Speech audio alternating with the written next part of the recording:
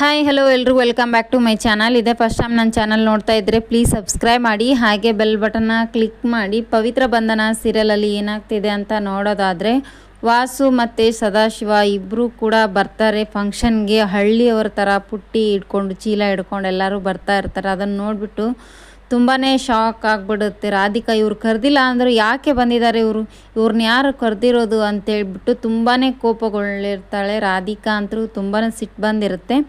ಹಾಗೆ ಹೋಗ್ಬಿಟ್ಟು ಈಗ ದೇವ್ ತಮ್ಮ ಹೋಗ್ಬಿಟ್ಟು, ಅಕ್ಕ ಅಲ್ಲಿ ಏನಾಯಿತು ಅಂತಂದರೆ ನಿಮ್ಮ ತವ್ರ ಮನೆಯವರು ವಾಸು, ಸದಾಶಿವ ಮತ್ತು ತಾತ 3 ಜನನೂ ಬಂದುಬಿಟ್ಟಿದ್ದಾರೆ ಅಂತ ಹೇಳ್ತಾನೆ. ಹೌದಾ, ನಾ ಹೇಳಿರಲಿಲ್ವಲ್ಲ ಕರಿಬೇಡ ಅಂತ ಹೇಳಿದ್ರು ದೇವು ಅವರು ಈ ಥರ ಮಾಡಿದ್ದಾರೆ ಅಂತ ಹೇಳಿಬಿಟ್ಟು ಪವಿತ್ರ ಹೇಳ್ತಾ ಇರ್ತಾಳೆ. ಹಾಗಾದರೆ ಏನು ಮಾಡೋದಕ್ಕ, ಇವಾಗ ಬಂದೇ ಬಿಟ್ಟಿದ್ದಾರಲ್ಲ 3 ಜನನೂ ಅಂತ ಹೇಳ್ತಾರೆ. ಸರಿ ಆಗಿದ್ರೆ ನಾನೇ ಹೋಗ್ತೀನಿ ಇರು ಅಂತ ಹೇಳ್ಬಿಟ್ಟು ಪವಿತ್ರ ಹೋಗ್ತಾಳೆ. ದೇವ್ ಅವ್ರ ಹತ್ರ ಹೋಗ್ಬಿಟ್ಟು, ಏನು ದೇವ್ ನಿಮಗೆ ಹೇಳಿರಲಿಲ್ವಾ ನಮ್ಮ ತವ್ರ ಮನೆಯವ್ರನ್ನ ಯಾರೂ ಕೂಡ ಆ ಫಂಕ್ಷನ್ಗೆ ಬರೋದು ಬೇಡ ಅಂತ ಹೇಳಿದ್ನಿ ತಾನೆ, ಆದರೂ ಯಾಕೆ ನೀವು ಅವ್ರ ಮುಂದ್ಗಡೆ ಹೇಳೇ ಇಲ್ಲ ಅಂತ ಹೇಳ್ಬಿಟ್ಟು ದೇವು ಅವ್ರನ್ನ ಪ್ರಶ್ನೆ ಮಾಡ್ತಾ ಇರ್ತಾಳೆ ಪವಿತ್ರ. ಹಾಗೆ ಪವಿತ್ರನ ಕೋಪ ಕೂಡ ತುಂಬಾ ಸಿಟ್ಟು ಜಾಸ್ತಿ ಬಂದಿರುತ್ತೆ.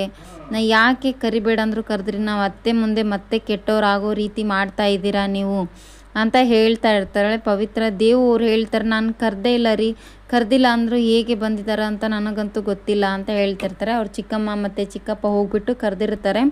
ದೇವನಿಗೆ ಅದು ಗೊತ್ತಿರಲ್ಲ, ನಾ ಕರೆದಿಲ್ಲ ಅಂದರೂ ಬಂದಿದ್ದಾರೆ ಅಂತ ಅಂದ್ಕೊಳ್ತಾರೆ. ಅಮ್ಮನ ಕೋಪ ಮತ್ತೊಂದಿಷ್ಟು ಹೆಚ್ಚಾಗುತ್ತಾ ಅಂತ ಯೋಚನೆ ಮಾಡ್ತಾ ಇರ್ತಾನೆ ದೇವ್. ಇದೇ ಥರ ವೀಡಿಯೋಸ್ ಬೇಕಾಗಿದ್ದರೆ ಕಮೆಂಟ್ ಬಾಕ್ಸಲ್ಲಿ ಕಮೆಂಟ್ ಮಾಡಿ. Thank you for watching, keep support, thank you.